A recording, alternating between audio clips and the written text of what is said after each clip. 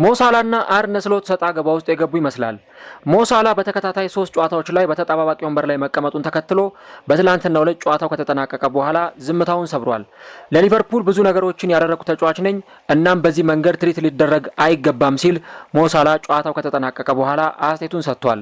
ከዚህም ባሻገር ሞሳላ ይህንን አስተያየት መስጠቱን ተከትሎ በሞሳላ ጉዳይ ዙሪያ ሰዎች ለሁለት ተከፍለው የተለያዩ ሀሳቦቻቸውን እየሰጡ ይገኛሉ። በአንጻሩ አሰልጣኙ አርነ ስሎት ሞሳላህን ቀይሬ ያላስገባሁት በዚህ ጨዋታ ላይ ጎል ስለማያስፈልገን ነበር፣ ጨዋታውን 3-2 ስንመራ ቆይተናል ሲሉ አስተያየታቸውን ሰጥተዋል። ይህ ጉዳይ እንግዲህ ብዙዎችን እያነጋገረ ነው የሚገኘው። ከዚህ በተጨማሪ ግን አንዳንዶች ሞሳላህ በተለይም እንደዚህ አይነት ትሪትመንት ሊደረግለት አይገባም የሚሉ ሀሳቦቻቸውን እየገለጹ ነው። ሌሎቹ ደግሞ ምንም እንኳን ቢሆን ተጫዋች ከክለብ በላይ ሊሆን አይችልም እና ሞሳላህ እንደዚህ አይነት ጣባይ ሊያሳይ አይገባም የሚሉ ነጥቦችን እያነሱ ይገኛሉ። ምንድነው የተፈጠረው? ሞሳላ ተጠባባቂ ወንበር ላይ ከመቀመጡ በስተጀርባ ያለው ውስብስብ እውነታ ምንድነው? ሞሳላ በሚቀጥለው ሳምንት ከብራይተን ጋር በአንፊልድ ሮድ ስንጫወት ምናልባትም ደጋፊዎችን ምሰናበትበት ይሆናል።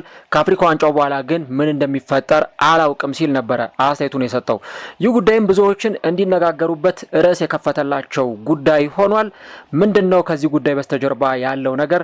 አሰልጣኙ አርነ ስሎትስ ይህንን ነገር እያደረጉ የሚገኙት ለምንድነው? ለምን ተጫዋቹን በቋሚ 11 ውስጥ አያሰልፉትም? የምር ተጫዋቹ ከአቋም መውረድ ጋር ተያይዞ ነው ቤንች የሆነ የሚገኘው ወይስ ደግሞ ሌላ ምክንያት አላቸው? የሚሉትን ጉዳዮች እስከ ቪዲዮ መጨረሻ ድረስ ከኛ ጋር አብራችሁ ከቆያችሁ የምንነግራችሁ ይሆናል። ሰላም ጤና ይስጥልን። የተወደዳችሁና የተከበራችሁ ውድ የቻናላችን ተከታታዮች እንዴት ናችሁልን? እግዚአብሔር ይመስገን እኔ በጣም ደህና ነኝ። የምትገኙት አራዳ ሜዳ ኦፊሻል የዩቲዩብ ገጻችን ላይ ነው።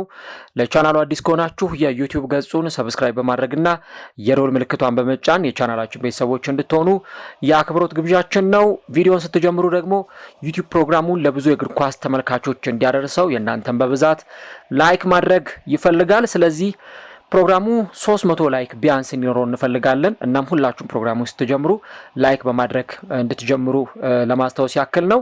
የአራዳ ሜዳ ኮሜንታተር ተስፋ ወርቅ ሉል ሰገድ አብሬያችሁ ቆይታ አደርጋለሁ። ፈጣሪ ፈቅዶ በዛሬው ፕሮግራማችን ላይ ከእናንተ ጋር ተገናኝተናል። የሞሳላና የሊቨርፑልን ጉዳይ እንመለከታለን። እንግዲህ በባለፈው አንድ ፕሮግራም ሰርቼላችሁ ነበር። በተለይ ሊቨርፑል ከዌስትሃም ጋር ባደረጉት ጨዋታና በዛ ጨዋታ ላይ ሊቨርፑል አሸንፎ እንደነበር ታስታውሳላችሁ። ከዛ በኋላ አንድ ፕሮግራም ሰርቼላችሁ ነበር ከሞሳላ ጋር ተያይዞ ሊቨርፑል ያለ ሞሳላ ህይወትን እየተለማመደ ነው ወይ ያለ ሞሳላ ህይወትን እየጀመረ ነው ወይ የሚል ፕሮግራም ሰርቼላችሁ ነበርና ወደ ኋላ መለስ ብትሉ ከጥቂት ቀናት በፊት የተሰራ ፕሮግራም ስለሆነ ያንን ፕሮግራም ልታገኙት ትችላላችሁ። በተለይ ከሞሳላ ጋር ያለውን አጠቃላይ ሂደት በተወሰነ መንገድ የሚያሳይ ፕሮግራም ነውና እዛ ፕሮግራም ላይ እንግዲህ በተወሰነ መንገድ እንደው ጫፍጫፉን ለመነካካት ሞክሬ ነበረ። እንግዲህ አሁን እየተፈጠረ ያለው ነገር ግን በተለይ ነገሩን ያጋለው ተጫዋቹ ወደ ሚዲያ ወጥቶ ይህ ነገር እኔ ላይ ሊሆን አይገባም፣ እኔ ለሊቨርፑል ብዙ ነገር ያደረኩ ሰው ነኝና ይህ ነገር እኔ ላይ መፈጸሙ ትክክል አይደለም የሚል አስተያየት በመስጠቱ ምክንያት አሁን በጣም ብዙዎቹ የተለያዩ ሀሳቦቻቸውን እየሰጡ ይገኛሉ። ሞሳላ መጀመሪያ ምንድነው ቃል በቃል ያለው የሚለውን ነገር እንመልከት። ሞሳላ እንግዲህ ትላንትና ሊድስ ዩናይትድ ከሊቨርፑል ጋር ተጫውተው 3-3 በተለያዩበት ጨዋታ ላይ በቋሚነት አልጀመረም። በሱ ቦታ ላይ የተሰለፈው ዶሚኒክ ሶቦዝላይ ነበር። ከዛ ደግሞ ተቀይሮ ወደ ሜዳም አልገባም። ልክ እንደባለፈው እንደ ዌስትሃሙ ጨዋታ ሁሉ ተጫዋቹ ወደ ሜዳ ገብቶ ሲጫወት አልተመለከትነውም። እንግዲህ ይህ ከሆነ በኋላ ነው ሞሳላ ጨዋታው ልክ እንዳለቀ በነበረው ቃለ መጠይቅ ላይ በሰጠው አስተያየት ይህ ነገር እኔ ላይ ለምን እየሆነ እንዳለ አልገባኝም፣ ላውቀው አልቻልኩም። እኔ ለዚህ ክለብ በጣም ብዙ ነገሮችን አድርጌያለሁ እና ቦታዬን ለማግኘት ወይም ደግሞ የምጫወትበትን ቦታ ለማስከበር መፋለም አለብኝ ብዬ አላስብም። ምክንያቱም ኦሬዲ ያገኘሁት ቦታ ነው። እኔ ከማንም የምበልጥ ሰው አይደለሁም። ከአሰልጣኙ ጋር ጥሩ ግንኙነት አለኝ። ነገር ግን አሁን ምን እየተፈጠረ እንዳለ አልገባኝም ሲል ነው ሞሳላ አስተያየቱን የሰጠው። ከዚህ በተጨማሪ ክረምት ላይ የተገቡልኝ ቃሎች ነበሩ፣ ቃል የገቡልኝ ነገሮች ነበሩ እና እነዛን ቃላቸውን እንዲጠብቁ ነው ለመናገር የምፈልገው ሲል ሞሳላ ጨዋታው ከተጠናቀቀ በኋላ አወዛጋቢ አስተያየቱን ሰጥቷል። ሌላኛው አነጋጋሪ አስተያየት የሚመጣው ግን ከዚህ በኋላ ነው። ሞሳላ በአስተያየቱ ላይ የሆነ ሰው እዚህ ክለብ ውስጥ እንድቆይ አይፈልግም፣ የሆነ ሰው እኔን ክለቡ ውጤት ማጣት ተጠያቂ እያደረገ ነው እና የተገቡልኝ ቃሎች እንዲፈጸሙ ፈልጋለሁ። በተከታታይ 3 ጨዋታዎች ላይ ተጣዋቂ ወንበር ላይ ወይም ቤንች ላይ ተቀምጫለሁ እና ይሄ ለኔ የሚገባኝ አይደለም ብሎ ሞሳላ አስተያየቱን ሰጥቷል። እንግዲህ እያንዳንዱ የተናገራቸውን ቃላት እየፈታታን ብንመለከት እያንዳንዱ የተናገራቸውን አስተያየቶች እየመዘዝን ብናወጣቸው በጣም ብዙ የሚወጡለት ነገሮች አሉ። የዚህ የሞሳላ አስተያየት ብዙ መከፋት ብዙ ቅሬታም ያለው ነገር መሆኑንም ጭምር እንረዳለን። ሞሳላ ግን በዚህ ብቻም አያበቃም። በዚህ ክለብ ከማንም በላይ ብዙ ጎል አስቆጥሬያለሁ ኢቭን በዚህ ጄኔሬሽን በዚህ ትውልድ ወደ ፕሪሚየር ሊጉ ከመጣሁበት ጊዜ ጀምሮ እና ከኔ በላይ ብዙ ጎልና አሲስት ያደረገ ተጫዋች አለ ብዬ አላምንም እና ግን እኔ የሆነ ሰው በሆን ኖሮ የሆነ ሰው ወጥቶ ለኔ ዲፌንድ ያደርግልኝ ነበር ሊከላከልልኝ ነበር። ሞሳላ እኮ ይሄ ነገር ትሪትመንት አይገባውም ብሎ ይከላከልልኝ ነበር፣ ግን እኔ አሁን በዚህ ነገር ላይ ብቸኛ ነኝ ብሎ ተናግሯል። ከዚህ በተጨማሪ ግን የሆነው ነገር እጅግ በጣም እንደጎዳው ከተናገረ በኋላ እንግዲህ በሚቀጥለው ሳምንት እንደገና ከብራይተን ጋር ወሳኝ የሆነ ጨዋታውን ክለቡ ያከናውናል። ምናልባት በአንፊልድ ደህና ሁኑ ብዬ ልሰናበት እችላለሁ፣ ምክንያቱም ወደ አፍሪካ ዋንጫ ሄዳለሁ፣ ከዛ በኋላ ምን እንደሚፈጠር አላውቅም ሲል ሞሳላ ተናግሯል። አርነ ስሎት በበኩላቸው ጨዋታው ከተጠናቀቀ በኋላ 3-2 እየመራን ነበር እና ጎል ቢያስፈልገን ኖሮ ሞሳላን እናስገባው ነበር፣ ልክ የሰንደርላንዱ ጨዋታ ላይ እንዳደረግነው ሁሉ፣ ግን ጎል ስላላስፈለገን እሱን ቀይረን አላስገባነውም ብለው ተናግሯል። እንግዲህ እሳቸው የሰጡት ምክንያት የሚያሳምን ነው ወይ የሚያሳምን አይደለም ወይ የራሱን የቻለ ጥያቄ መሆን ይችላል። እሳቸው ግን ይህንን ነገር ነው የተናገሩት። አሁን እኔ የሚገባኝና የምንረዳው አንድ ነገር አለ። ያው ብዙ ጊዜ ሁላችንንም የሚያስማማን የትኛውም ተጫዋች ከክለብ በላይ አይደለም፣ በቃ የትኛውም ተጫዋች ቢሆን ከዛ ክለብ በላይ አይሆንም የሚሉ ሀሳቦችን ደጋግመን እናነሳለን። ይሄ ሁላችንንም የሚያስማማ ሀሳብ ነው፣ ትክክልም ጭምር ነው። ምክንያቱም የክለብ አይደንቲቲ በጣም ይሄ ግዙፍ ተቋምም ስለሆነ የሆነ ተጫዋች ለምሳሌ ተነስቶ ማመጽ ቢፈልግ ወይ የሆነ ነገር ማድረግ ቢፈልግ ዝም ብሎ ያን ነገር እንዲያደርግ ፈቃድም አይሰጠውም እና ይሄን ነገር ከግምት ውስጥ ይገባል። ግን እንደዚህ አይነት ነገሮች ደግሞ ኤክሰፕሽናል ይሆናሉ። አንዳንዴ ተጫዋቾች ከክለብ በላይ አይደሉም እንደሚባለው ሁሉ እነዚህ አይነት ነገሮች ደግሞ በጣም ኤክሰፕሽናል ይሆኑና ነገሩን የተለየ እንዲሆን ያደርጉታል። ሞሳላ በባለፉት ዓመታት ለሊቨርፑል ሲያረጋቸው የነበሩ ነገሮች ምንድናቸው የሚለውን ነገር መለስ ብሎ ማየት ነው። በክለብ ውስጥ ምን ነገሮችን አድርጓል፣ ምን ነገሮችን አሳክቷል። ከዚህ በፊትም ተናግሬዋለሁ። ምናልባት ሞሳላ ባይኖር ኖሮ አምና ሊቨርፑል የእንግሊዝ ፕሪሚየር ሊግን ዋንጫ አያነሳም ነበር ብዬ እኔ በድፍረት ተናግሬያለሁ። ያን አስተያየትም የሰጠሁት ለክለቡ ከነበረው አስተዋጽኦ አንጻር 29 ጎሎችን ያስቆጠረ ተጫዋች ነው። ከዛ በላይ አሲስቶችን በጣም በርካታ አሲስቶችን አድርጎ ከ40 በላይ ጎሎች ላይ ቀጥተኛ ተሳትፎ የነበረው ተጫዋች ነው። ምናልባት ሞሳላ ባይኖር አምና ሊቨርፑል ያንን ዋንጫ ላይ ያነሳ ይችል ነበር። ምክንያቱም እሱ ያደረገውን ነገር በተግባር ያደረገ ተጫዋች የለም። እሱ ያን ነገር ባያደርገው ቢያንስ ሌላ ተጫዋች ያን ነገር መተካት ይኖርበታል።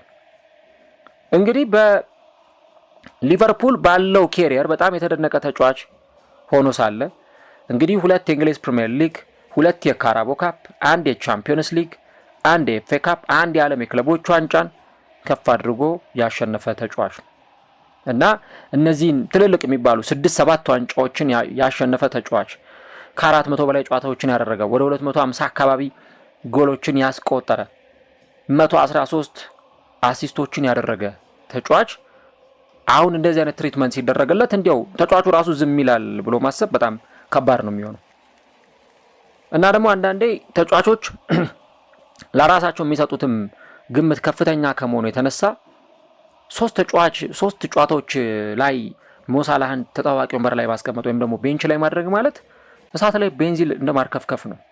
አሁን ሞሳላ ደግሞ ይሄን ነገር ሲናገር አስቡት ነገሩን ምን ያክል ሊያጋግለው እንደሚችል እና እሱ ክለቡን እኔን በዚህ መንገድ ትሪት ሊያደርገኝ አይገባም፣ እኔ ለክለቡ ያደረኩት ነገር ከዛም በላይ ነው እና 3 ጨዋታዎች ቤንች ላይ ልቀመጥ አይገባም የሚል ነገር መናገሩ በጣም ብዙዎች እየመጡ የተለያዩ ሀሳቦችን እየሰጡ ነው። አንዳንዶች ይሄ የራስ ወዳድነት ነው፣ ሪስፔክት ማጣት ነው፣ ዲስሪስፔክትፉል የመሆን ምልክቶች ናቸው የሚሉ ሀሳቦችን ሲሰጡ እየተመለከትን እንገኛለን። እኔ ግን ነገሮቹን ደግሞ የምረዳበት የራሴ የሆነ አረዳድ አለኝ። አንዳንድ ጊዜ ተጫዋቾች ፑሽ የሚደረጉበት መንገድ በተለይ በአውሮፓው ዓለም እግር ኳስን እኛ በምንመለከትበት የአውሮፓው ዓለም ተጫዋቾች ፑሽ የሚደረጉበት መንገድ አንዳንዴ ትክክል አይሆን። ለምሳሌ ሞሳላን እንግዲህ ዘንድሮ አቋሙ ስለወረደ ተጫዋቹን ተጣዋቂ ወንበር ላይ ማስቀመጥ ፈልገው ሊሆን ይችላል። ያሰልጣኙ ውሳኔ መከበር አለበት። ግን እሱን ደግሞ ትሪት የሚያደርጉት በእንደዚህ አይነት መንገድ ነው ወይ? ለምሳሌ ትላንት ሊቨርፑል 3-2 እየመራ 80ኛው ደቂቃ ላይ ሶስተኛውን ጎል አስቆጥሮ ከዛ በኋላ ግን ተጨማሪ ጎል አልፈለግንም ነበር፣ ለዛ ነው ሳላን ያላስገባ ነው ሚል አስተያየት በአሰልጣኝ አርነ ስሎት በኩል ሲሰጥ የምር ይሄ ነገር አሳማኝ ነው ወይ? የሚያሳምን አስተያየት ነው ወይ የተሰጠው?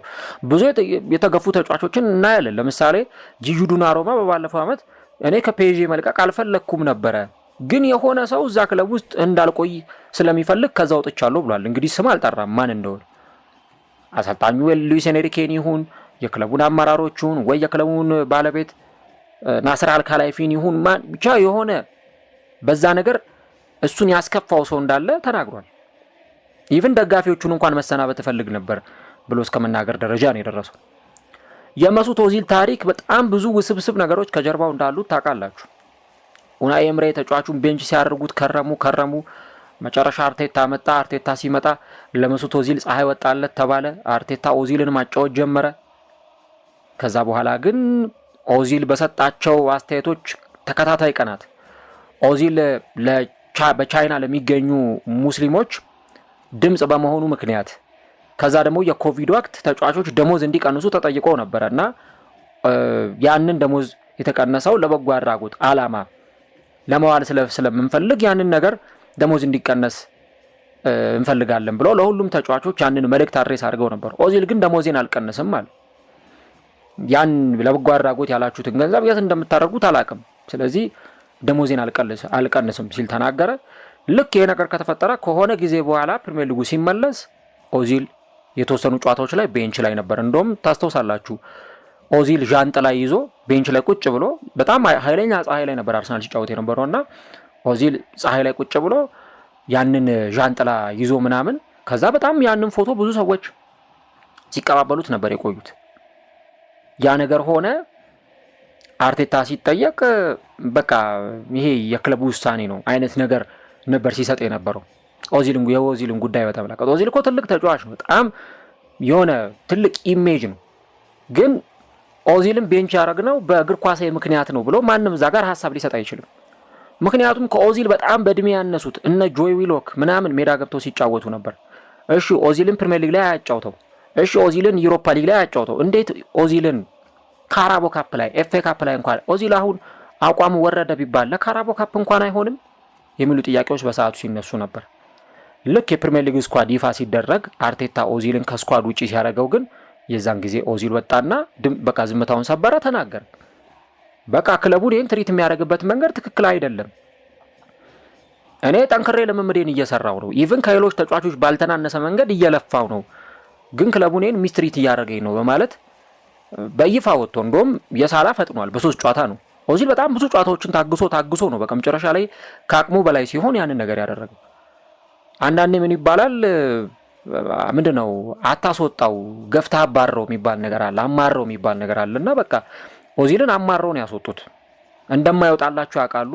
በሳምንት 500 ምናምን ሺህ ፓውንድ ይከፈለው ነበር ኢቭን በአርሰናል። ከዛ በኋላ እንደዚህ የሚከፈለው ተጫዋች እንኳን ታይቶ አይታወቅም። በጣም በከፍተኛው የፕሪሚየር ሊጉ ራሱ ተከፋዩ ዝርዝር ውስጥ መቀመጥ የቻለ ተጫዋች ነው። በእርግጥ እንደሚጠበቅበት ያህል ሜዳ ላይ ሲጫወት ነበር፣ ራሱን የቻለ ጥያቄ መሆን ይችላል። ከዛ በኋላ ግን በቃ ተጫዋቹ ቤንች ነው ያውቀዋል። ኢቭን ቤንች አይደለም ኦቨር ቤንችም ነው። በቃ ቤቱ ቁጭ ብሎ ነው ጨዋታ የሚያየው፣ አይመጣም ስታዲየም። ምክንያቱም ቢያንስ ቤንች እንኳን ከሆነ ሊሰለፍ ይችላል የሚል ተስፋ አለ። ቤንችም አይደለም ተጫዋቹ፣ በቃ ከስኳድ ውጪ ተደርጓል። አርሰናል ዝም ብሎ ነው ደግሞ ሲከፍለው የነበረው። በኋላ ግን ከ5 ወራት በኋላ ጥር የተጫዋቾች የዝውውር መስኮት ላይ በቃ በግፊ ተገፍቶ አርሰናልን ለቆ ወጣ ማለት ነው። እና እሱም በጣም እልህ ተጋብቶ ነበረ ከክለቡ ጋር እልህ እስከ መጋባት ደረጃ ደርሶ ነበር። መጨረሻ ላይ ክለቡን ለቆ ወጣ፣ ወደ ፌነርባቼ ሄደ። ከፌነርባቼ ወደ ኢስታንቡል ባሳክሺር ሄደ። እዛም ጥሩ ቆይታዎች አልነበሩትም፣ በተለይ በኢስታንቡል ባሳክሺር። በመጨረሻም ያለ እድሜው ኦዚልን እንግዲህ አይተነው ሳንጠግቦ ጫማውን በጊዜ እንዲሰቅል ምክንያት ሆኗል ማለት ነው። እና አሁን ያንን የኦዚልን የዶናሩማን ያነሳውላችሁ ለምንድን ነው? እንዲህ አይነት ሁኔታዎች በጣም አስቸጋሪዎች ናቸው። እና ደግሞ የትልልቅ ተጫዋቾች ሚጎ ከባድ ነው። ሮናልዶን እኮ አይታችሁታል አይደለ? ሮናልዶን ቤንች አደረጉት ኤሪክ ቴን ሃግ እሺ ብሎ ተቀመጠ። ቀጣዩ ቀን ላይ አይ ቲንክ ከሊቨርፑል መሰለኝ እየተጫወቱ በነበረበት ሰዓት ተነስታ አሟሙቃሉት። ያሟሙቃል ቢያይ ቀይሮ አያስገቡትም። 80 ምናምንኛው ደቂቃ ላይ ጨዋታው ሲደርስ ቀጥ ብሎ ተነስቶ ወጣ ሄደ። በቃ አልፈልግም ከዚህ በላይ ሜዳ ውስጥ መቆየት ብሎ ማለት ነው። እና በኋላ ላይ ኢንተርቪው ሰጠ ከፒርስ ሞርጋን ጋር። በቃ ዩናይትድን እያብጠለጠለ ኤሪክ ቴን ሃግን እያብጠለጠለ ጭራሽ እሱ አሰልጣኝ አይደለም ምናምን እያለ እያብጠለጠለ አስተያየት ሰጠ። ወደ አፍሪካ ዋንጫው ሄደ፣ ወደ ዓለም ዋንጫ ሄደ፣ አልተመለሰም። ከዛ በኋላ ወደ ሌላ ክለብ ያቀን ነው። አሁን የሞሳላህም ከዚህ ጋር የሚመሳሰል አይነት ነገር አሉ እና 3 ጨዋታ ላይ ቤንች አደረጉት አሰልጣኙ። ኦኬ ሪስፔክት ማድረግ አለበት የአሰልጣኙን ውሳኔ፣ ግን ደግሞ ትልቅ ተጫዋች ነው። ትልቅ ተጫዋች ደግሞ ምናልባት እንደው መካከለኛ ደረጃ ላይ ያሉ ተጫዋቾችን አሁን ቤንች ቢያደርጓቸው ያን ያክል ቅሬታ እኮ ላያቀርቡ ይችላሉ። ለምሳሌ ዋታሩ እንደው ብዙ ጨዋታ ላይ ቤንች ላይ ነው፣ ግን አያጉረመርምም። ምክንያቱም የሞሳላህን ያክል ትልቅ ተጫዋች አይደለም። ሌሎች አሌክዛንደር ኢሳቅ አሁን ቤንች እያደረጉት ነው። ኦኬ ትልቅ ተጫዋች ነው፣ ግን የሞሳላህን ያክል ትልቅ ይሄ ሜሪት ትልቅ ስም ያለው ተጫዋች አይደለም። ሞሳላህን ግን በ200 ምናምን ጎል ያስቆጠረ ተጫዋች፣ የፕሪሚየር ሊጉ ሌጀንድ ከነ ዋይኒ ማርክ ሩኒ ምናምን በላይ የምታስቀምጡትን ተጫዋች በአንድ ጊዜ 3 ተከታታይ ጨዋታ ቤንች ስታደርጉት እሱ ራሱ አክሴፕት ያደርጋል ወይ ብሎ መጠየቅ መጠበቅ በጣም ከባድ ጉዳይ ይመስለኛል። እና አላውቅም እንግዲህ አሁን ነገሮቹ በጣም እየተካረሩ ነው። በተለይ በሳምንቱ አጋማሽ የሚደረገው ጨዋታ ከኢንተር ሚላን ጋር እዛም ጨዋታ ላይ ያሰልፉታል ብዬ አልጠብቅም ሆነስትሊ ስፒኪንግ ሆነን ለመናገር። ቀጣዩም ሳምንት ላይ በተመሳሳይ ያው ነገሩን ያከረረው የተጫዋቹ ወጥቶ መናገር ነው። አሁን ተጫዋቹ በቃ እኔ ትሪት የተደረኩበት ያለው መንገድ ጥሩ አይደለም፣ ለክለቡ ስንት ነገር አድርጌያለሁ፣ ብዙ ጎል አስቆጥሬያለሁ፣ ዋጋ ከፍያለሁ እና ይሄ ለኔ የሚገባኝ ነገር አይደለም የሚል አስተያየት መስጠቱ ከዛ በኋላ የተጫዋቹን ልብ እንዲያሻክረው አድርጎታል። እና ኢቭን ደግሞ መጨረሻ ላይ የሰጣት አስተያየት ቀጣይ ሳምንት በአንፊልድ ማረገው እንግዲህ ጨዋታ ለስንብት ሊሆን ይችላል፣ በቃ ጉድባይ ለማለት ሊሆን ይችላል። ከዛ በኋላ ወደ አፍሪካ ዋንጫ እሄዳለሁ፣ ስመለስ ምን እንደሚፈጠር አላውቅም ብሏል። እና ያኔም ሮናልዶም ልክ እንደዚህ ዓለም ዋንጫ ሊቃረብ ሲል ነው ያቺን ኢንተርቪው የሰጠው ከፒርስ ሞርጋን ጋር።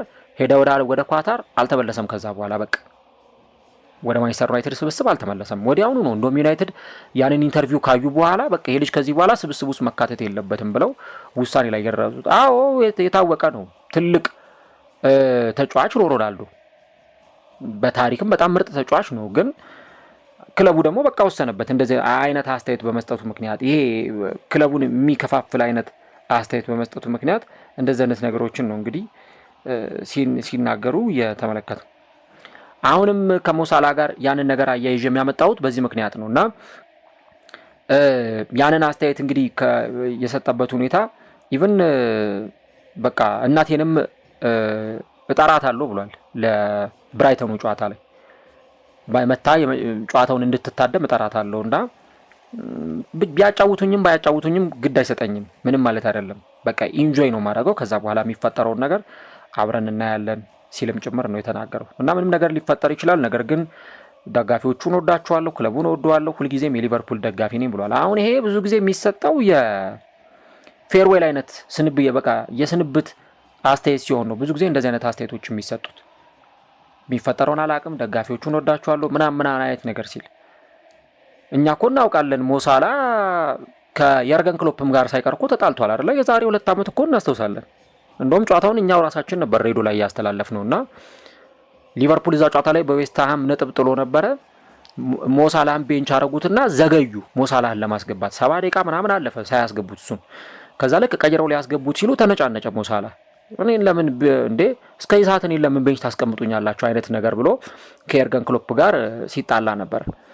በኋላ እንደውም እሳቸውም ሲጠየቁ አይ በቃ ኦልሬዲ መልበሻ ክፍል ውስጥ የፈታነው ጉዳይ ነው ምናምን ብለው ነገሩን ዘጉት። በቃ ቫይራል እንዳይወጣ ነገሩን ማለት ነው። ሞሳላህም ጋር የሆነ ቅሬታ ነበር ምናምን፣ ግን እሳቸው ነገሩን አስተካክለው እንደምንም ነገርየው እንዳይባባስ አድርገው ነበር። ግን ሞሳላ ነው ከአንድ ጨዋታ ቤንች አድርገው ኖርማል ሊሆን ይችላል። እንደውም እኔ እኮ ያንን ፕሮግራምም ስሰራ የሰማችሁ አድማጮች ካላችሁ በቃ ለሮቴሽን ነው ብዙ ጨዋታዎችን ስለሚያደርጉ በየ3 ቀኑ ጨዋታዎችን ስለሚያደርጉ ለዛ ነው ልጁን ቤንች ያደረጉት ብዬ እንደውም በፖዚቲቭ መንገድ ነበር ነገር ይሆን ያነሳው የነበረው እንደዚህ አይነት ነገር ሊኖር እንደሚችል ሁላችንም ብናውቅ። ነገር ግን ደግሞ ከዛ በኋላ በእንዲህ አይነት ሁኔታ ላይ ሞሳላን ሁለተኛ ጨዋታ ላይ ሶስተኛ ጨዋታ ላይ ቤንች ስታደርጉት ቀደም እንዳልኳችሁ የተጫዋቾቹ ኢጎ በተለይ እንደ ሞሳላ አይነት በጣም ትልልቅ ተጫዋቾች ሲኖሩ ደግሞ ኢጎአቸው በጣም ከፍተኛ ይሆናል። በርግጥ የሞሳላን ስሜት መረዳትም አስፈላጊ ነው። ምክንያቱም በ53 ተከታታይ የእንግሊዝ ፕሪሚየር ሊግ ጨዋታዎች ላይ ተሰልፎ የተጫወተ በ19 ወራት ውስጥ በእነዚህ ውስጥ እንግዲህ በጣም ብዙ አገልግሎት ለሊቨርፑል መስጠት የቻለ ተጫዋች ትላንትና ሊቨርፑል በሊድስ ዩናይትድ እንደዛ ተቸግሮ ተጫዋቹን ወደ ሜዳ አለማስገባት ምንድን ነው? በርግጥ ዘንድሮ ተጫዋቹ ጥሩ ጊዜን እያሳለፈ አይደለም። ያው የእድሜ ጉዳይ አለ፣ የፐርፎርማንስ መቀነስ ሊሆን ይችላል። እንደዚህ አይነት ነገሮች መኖራቸው አይቀርም። ግን በጣም ብዙዎች አሁን ከሞሳላ በተቃራኒ ነው የቆሙ የሚገኙት። በቃ አይ ሞሳላ በቃ ክለቡን በጣም ዲስሪስፔክት እያደረገ ነው፣ የአሰልጣኙን ውሳኔ እያከበረ አይደለም የሚሉ ሀሳቦች ነው እየሰጡ የሚገኙት። ሉክ እንግዲህ በ420 ጨዋታ 250 ጎል ያስቆጠረ ተጫዋች ነው ብያችኋለሁ። ማን አለ እስቲ ሊቨርፑል ላይ አይደለም አሁን ባለው ስብስብ የዛሬ 3-4 ዓመት 5 ዓመትም ከተጫወቱት የሞሳላን ያክል አስተዋጽኦ በሊቨርፑል ቤት የነበረው ተጫዋች አለ ለማለት እጅግ በጣም ይከብዳል።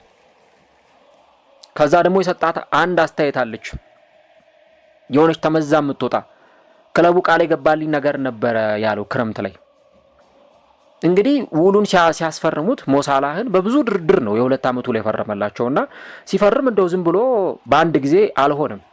ያም ደግሞ የሆነበት የራሱ ምክንያት አለው። በተለይ እነሱ ያን ነገር ኮንሲደር ሲያደርጉ ታሰልፉኛላችሁ ወይ፣ በቋሚነት ሜዳ እንድጀምር ታደርጉኛላችሁ ወይ፣ የመጫወት እድል ትሰጡኛላችሁ ወይ ብሎ ጠይቆ ያን ሁሉ ነገር ኮምፕሮማይዝ አድርገው ነው እነሱም ውሉን ያራዘሙለት እና አሁን እንግዲህ ተጫዋቹን ቤንች ማድረጋቸው ምናልባት ቃላቸውን አላከበሩም ብሎ ሞሳላ እንዲያምን ሊያደርገው ይችላል። እና እንግዲህ አይዶን ነው አሁን ያለው ነገር አሰልጣኙ እሱም ቤንች ለምን አደረጉት የሚለውን ጊዜ የሚፈታው ጉዳይ ይሆናል። ግን ቅድም የኦዚልንም በተወሰነ መንገድ የጠቀስኩላችሁ ለምንድን ነው አንዳንድ ነገሮች እግር ኳሳዊ ምክንያት ብቻ አይሆኑም። የሆነ ራቅ አድርገን ማሰብ አለብን። አሁን እኔ የትኛውም ሰው መጥቶ ኦዚል ዛኔ ቤንች ሲያደርገው የነበረው አርቴታ ወይ ከጨዋታ ውጭ ሲያደርገው የነበረው በእግር ኳሳዊ ምክንያት ነው በጣም አቋሙ ስለወረደ ነው ቢለኝ እኔ ለመቀበል በጣም ይቸግረኛል። በጣም ነው የሚቸግረኝ ያን ነገር። ምክንያቱም እንደተጋነ ነው በጣም ይሄ አውጥተው እንዳወሩት አይነት ነገር ምናምን አይደለም። በቃ ከእግር ኳስ ውጭ የሆነ ምክንያት አለ ከፖለቲካው ጋር ምናምን። ያው እንደምታውቁት ኦዚል ደግሞ ፖለቲክስ ውስጥ በጣም የሚነካካ ተጫዋች ነው። ኢቭን ከቱርኩ መሪ አህመድ ጣይብ ኤርዶጋንም ጋር ግንኙነት አለው። ከሳቸው ጋርም የማሊያ ስጦታ ምናምን ሲሰጣጥ ነበርና ያ ነገሮችም ኢቭን በዚህ በአውሮፓው ዓለም አነጋጋሪ ርዕሶች እንደነበሩ ይታወሳል። እና አሁንም ሲሆን እያየን የምንገኘው እንደዚህ አይነቱን ነገር ነው። ምናልባት ሞሳላ የመጀመሪያው ጨዋታ ላይ ሁለተኛው ጨዋታ ላይ ኦኬ የፐርፎርማንስ ችግር ከሆነ እኮ አክሴፕት ልታደርጉ ትችላላችሁ። ግን ከፐርፎርማንሱ በስተጀርባ ደግሞ እንደ ተጫዋቹ ለምን ተቀይሮ አይገባም? አሁን የሰንደርላንዱ ጨዋታ ላይ ሊቨርፑል 1-1 ነበረ ያንን ጨዋታ የተለያየው ካስታወሳችሁ። እና በዛ ጨዋታ አሰልጣኙ በቃ እንደው የችግር ሆኖባቸው በጣም በቃ አስፈላጊ ነው ብለው በማመን ሞሳላህን ቀይረው ወደ ሜዳ እንዲገባ አድርገውታል። ግን ደግሞ ትላንትና ያን ነገር አላደረጉትም። ኢቭን አሁን ሊቨርፑል ሰንደርላንድን በጣም ተመቻችቶ 2-0 3-0 ቢመራ ኖሮ ሞሳላህን ቀይረው ያስገቡት ነበር ወይ? ይሄ ለሁላችንም የሚቀርብ ጥያቄ ነው። እና እንደምታስታውሱት ሊቨርፑል እንግዲህ በዛ ጨዋታ ላይ በጣም ከፍተኛ ትግል እያደረገ የነበረበት ጊዜ ነበር። በጨዋታው ላይ 1-0 እየመሩ የነበረበት ሰዓት ነበር። እዛ ጨዋታ ላይ ደግሞ 1 ጎል አስቆጥረው ሰንደርላንዶች ጨዋታውን 1-0 መምራት ከጀመሩ በኋላ ሊቨርፑል ጎል ይፈልግ ነበር እና ሁለተኛው አጋማሽ ላይ በኮዲ ጋክፖ ቀይረው አሰልጣኙ ተጫዋቹን ወደ ሜዳ አስገብተውታል ማለት ነው። እና ጨዋታው ላይ የነበረው ፐርፎርማንስ ምን ያክል ነው? ያው ያንን ጨዋታ የተመለከታችሁ በደንብ ታውቁታላችሁ። አሁን በትላንትናው ጨዋታ ላይ ግን እየመራን ስለነበረ ጎል አላስፈለገንም፣ ዋታሩ እንደሆን ቀይረን አስገብተናል ብለዋል። እንግዲህ አሁን ንጻሬው የሚመጣው እዚህ ጋር ነው። ሞሳላህን ቤንች አድርጎ አንድ አሰልጣኝ አርነ ስሎት ማለት ነው ሞሳላህን ቤንች አድርጎ በዛ እሱን ቤንች በማድረጉ ምክንያት ውጤት ይዞ የሚወጣ ከሆነ አሰልጣኙ ነው የሚደነቀው በምንም አይነት ነገር ቢሆን። በቃ ትክክለኛ ውሳኔ ነው የወሰነው፣ እንኳንም ይሄን ነገር አደረገው መባሉ አይቀርም። ግን ያንን ሰው ቤንች አድርጎም ውጤት እያመጣ ካልሆነ የሚጠየቀው ደግሞ አሰልጣኙ ነው። ይህንን ሁላችንም ከግምት ውስጥ ማስገባት አለብን። እና በባለፈውም ጨዋታ ላይ እንግዲህ ዌስትሃም ላይ ያ ነገር ሰርቶ ነበረ። በጣም ጥሩ ሁኔታ ተመልክተናል። ከዛ በኋላ በሰንደርላንዱ ጨዋታ ላይ ተቀይሮ ገባ። አሁን ደግሞ ትላንትና እሱ ባልገባበትም ጨዋታ ሊቨርፑል አላሸነፈም፣ ግን ዶሚኒክ ሶቦዝ ላይ ጎል አስቆጥሯል። እሱ ደግሞ ራሱን የቻለ አጠያቂ ጉዳይ ይሆናል ማለት ነው። እና አሁን በሁለቱ አካላት በኩል በሞሳላህና በሊቨርፑል በኩል አለመግባባቶች እንዳሉ የሚያሳይ ነው። ምናልባት እሱ ያንን አስተያየት ባይሰጥ ኖሮ ያው ነገሮቹ ተከድነው ይብሰሉ በመባል ሊተው ይችሉ ነበረ። ኢቭን አሰልጣኝ አርነ ስሎትም ያንን ነገር ፊክስ ለማድረግ የሆኑ አማራጮችን ሊወስዱ ይችሉ ነበር። ግን አንዳንድ አሰልጣኞች የማይታገሱት ነገር ብዬ የማስበው እንደዚህ አይነት አስተያየት የሚሰጡ ከሆነ ተጫዋቾች ወጥተው በቃ እንዲህ ነው እንዲያ ነው ብለው የሆኑ አስተያየቶችን ከሰጡ የዛኔ ነገሩ ያበቃል ማለት ነው። እና አሁን ተጫዋቹ ይህን አስተያየት በመናገሩ ብቻ ነገሩን የበለጠ እንዳከበደው ይሰማኛል። እና ተጫዋቹ እንደውም አንዳንዶች አሁን የሚሉት ምንድነው በጥር ተጫዋቾች የዝውውር መስኮትም ክለቡን ለቆ ሊወጣ ይችላል። በእንደዚህ አይነት ሁኔታ ሞሳላህን ይዞ መቀጠል ከባድ ነው የሚሆነው። ኢቭን የመልበሻ ክፍሉንም ይከፋፍላል፣ የቡድኑንም መንፈስም ሊረብሽ ይችላል። እኔ አሁን እንደዚህ ነው ብዬ ጀጅ ለማድረግ አልችልም። በቃ ግን በሁለቱም ሳይዶ ነው መመልከት ጥሩ ነው። አሰልጣኙ የመወሰን መብት አላቸው። ተጫዋቹ ጥሩ ፐርፎርማንስ አላሳየም ብለው ካመኑ ተጫዋቹን ቤንች ማድረግ መብት አላቸው። የትኛውንም ተጫዋች ቋሚያ የማድረግም ያለማድረግም መብት የነሱ ነው። ይሄንን እንረዳለሁ።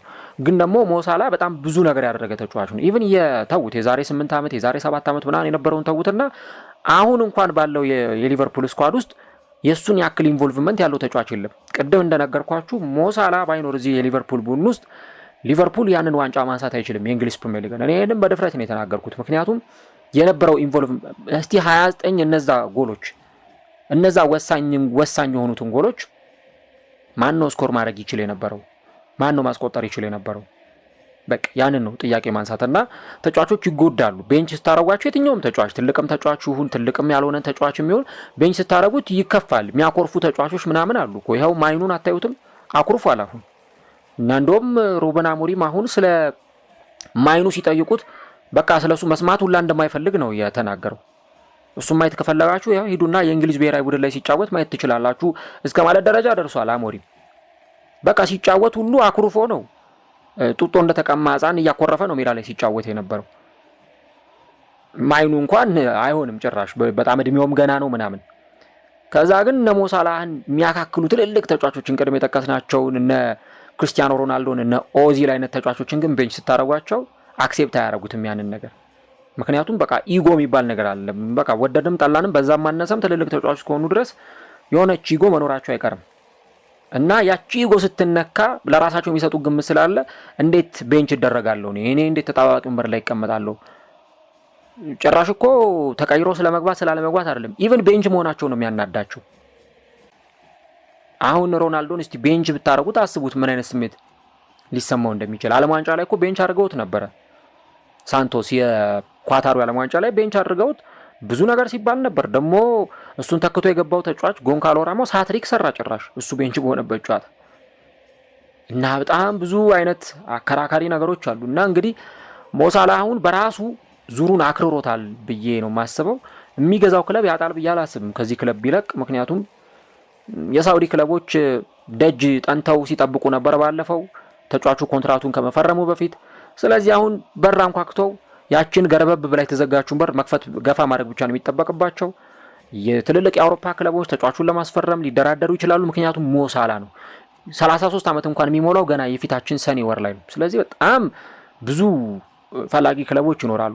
በተለይ ግን ሞሳላ የሚቀጥሉትን 2 ጨዋታዎች በቋሚነት ካልተሰለፈ አሁን የሚመጣው የቻምፒየንስ ሊግ ጨዋታ ከኢንተር ሚላን ጋር የሚደረገው ጨዋታ ላይ ጣሊያን ላይ የሚደረግ ጨዋታ ነው በሚላን ከተማ። ያንን ጨዋታ አቻም ወጡ፣ ሊቨርፑል ማሸነፈ፣ ምንም አይነት ውጤት ተመዘገበ፣ ሞሳላ በቋሚነት ካልጀመረ እና የብራይተኑ ጨዋታ ላይ ሞሳላ ካልተሰለፈ የዛን ጊዜ ነገሮች በማይሆን ሁኔታ ሊፈጻጸሙም ይችላሉ። እና ኢቭን ተጫዋቹ የሆነ ኢንተርቪው ይሰጣል። በቃ የሆነች ቃለ መጠይቅ ይሰጥና ነገሩን ያባብሰዋል። ከዛ በኋላ በቃ ከዚህ በኋላ እንደዚህ ነው ምናምን በሊቨርፑል ስላሉ ሁኔታዎችም የተደበቁ ነገሮችን ሊያወራ ይችላል። እና ሁኔታዎቹ እጅግ በጣም አስቸጋሪ ነው የሚሆኑትና እንግዲህ ሞሳላህ ነው ዙሩን ያከረረው ብዬ ነው የማስበው። በእርግጥ በሁለቱም አካላት በኩል ኮምፕሮማይዝ መደረግ ያለባቸው ነገሮች አሉ። በተጫዋቾችም በኩል ያው ልባቸው የሚጎዳበት ነገር ስላለ ያው ሰው በመሆናቸው ምክንያት የምርም ሊታዘንላቸው ይገባል። ደግሞ ሞሳላህ በጣም ብዙ ነገር የሰራ ለሊቨርፑል ብዙ ዋጋ የከፈለ ለሊቨርፑል እነዛ ስኬታማ ዓመታት ምናልባት እነዛን ስኬታማ ዓመታት ያለ ሞሳላህ ማሰብ አንችልም፣ በጣም ይከብዳል። እነዛ ነገሮች በመሆናቸው ምክንያት ሞሳላህንም መረዳት በጣም አስፈላጊ ነው። ግን በዚህ በኩል ደግሞ የአሰልጣኙ ውሳኔም መከበር አለበት። ምክንያቱም የክለቡ ቦስ እሳቸው ናቸው። አርነ ስሎት ይሆንኛል ያሉትን ነገር ወስነዋል። እስቲ እናንተስ ኮሜንት ላይ የገባችሁ ሀሳቦቻችሁን ልታጋሩን ትችላላችሁ። ምንድነው የተፈጠረው? ማን ነው ትክክል በዚህ ጉዳይ ላይ? አርነ ስሎት ያደረጉት ነገር ትክክል ነው ወይስ ሞሳላህ ነው ትክክል የሚለውን ነገር ኮሜንት ላይ የገባችሁ ሀሳቦቻችሁን ልጽፉልን እንችላላችሁ። በቃ ቀደም እንዳልኩት ነው ይሄ ከተጫዋችና ከአሰልጣኝ ጋር የሚፈጠር ሰጣ ገባ መጨረሻው አያምርም። በቃ የሆነ አካል ሲጎዳ ማየታችን አይቀርም። ለምሳሌ ቅድም በነገርኳችሁ በአርቴታ እና በኦዚል መካከል የሆነ ጠብ ነበረ። ግን ከዛም በፊት ኢቭን ኡናይ ኤምሬ ያሁኑ የአስቶን ቪላ አሰልጣኝ ኦዚልን ቤንች በሚያደርጉበት ጊዜ ብዙ ቅሬታዎች ነበሩ እና እሳቸው ደግሞ ኦዚል ለጨዋታው ፊትነስ ዝግጁ አይደለም ምናምን እያሉ አስተያየት ሲሰጡ ቆዩ። ግን የምስል ቪዲዮዎች ምናምን ሲወጡ ኦዚል ልምምድ ሰርቷል። ደጋፊዎች ጭራሽ የሱን ስም እያነሱ ሜዳ ላይም ሲጠሩም እንደነበር እናስታውሳለን። መጨረሻ ላይ ግን ኤምሬ ለመሰናበታቸው ምክንያት ከሆኑ ነገሮች መካከል አንዱ የውጤት ማጣታቸው እንዳለ ቢሆንም ኦዚልን ትሪት ያደረጉበት መንገድ ግን ከዛ ከክለቡ እንዲወጡ ምክንያት እንደሆነ አንዳንድ ሰዎች ይናገራሉና ሁኔታዎቹ በጣም ከባድ ናቸው። እንግዲህ በቀጣዮቹ ሁለት ጨዋታዎች ላይ የሚፈጠረውን እናያለን። የአፍሪካ ዋንጫ ደግሞ ተቃርቧልና ተጫዋቹ ያንንም ነገር ታሳቢ በማድረግ ይመስላል ይሄንን ሐሳብ የሰጠው።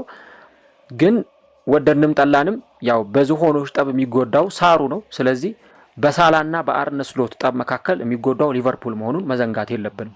ምክንያቱም አሁን ክለቡ ጥሩ ውጤት እያስመዘገበ አይደለም፣ የውጤት ቀውስ ውስጥ ነው የሚገኘው። ጭራሽ ደግሞ ሳላና አርነ ስሎት እንደዚህ አይነት ግጭት ውስጥ የሚገቡ ከሆነ ነገሩ ወዳልተፈለገ ደረጃ ሊያመራ ይችላልና ይሄን ነገር ማንሳት እጅግ በጣም አስፈላጊ ይሆናል። በቀጣዮቹ ሁለት ጨዋታዎች በኢንተር ሚላንና በብራይተኑ ጨዋታ ላይ ተጫዋቹ የሚሰለፍ ከሆነ አብረን እናያለን። እሱስ እንዳለው የብራይተኑ ጨዋታ እንደው ለሱ ደጋፊዎችን ደህና ሁኑ ብሎ የሚሰናበትበት ይሆን ወይ? እሱን እንግዲህ በቀጣዮቹ ጊዜያት ላይ አብረን የምንመለከተው ጉዳይ ይሆናል ማለት ነው።